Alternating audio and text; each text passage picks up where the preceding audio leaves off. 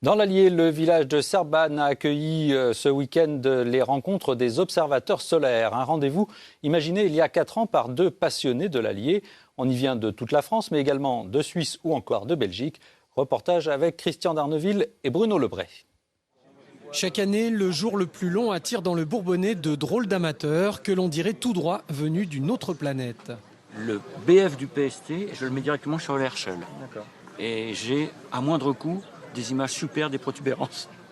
Ils ont les pieds sur terre, mais la tête ailleurs, tournée vers cet astre imprévisible qu'ils ne se lassent jamais d'observer. On ne peut pas prévoir.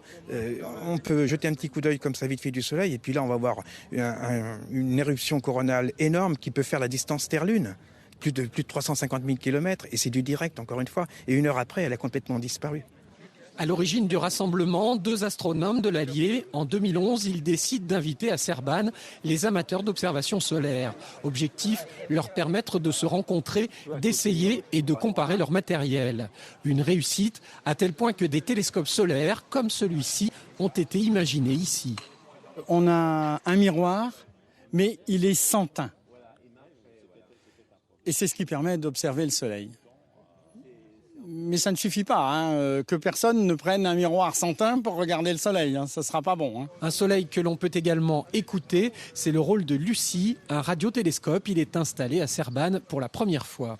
Pendant le transit solaire, le soleil fait varier un certain niveau de tension qui est transcrit en courbe et de cette courbe-là, on en tire des analyses pour déterminer le diamètre solaire, la température solaire et certaines valeurs, certains phénomènes qui peuvent se passer sur le soleil. De nationale à ses débuts, la manifestation est devenue européenne. 120 participants inscrits cette année. En moins de 4 ans, Serbane a trouvé sa place dans le ciel des astronomes.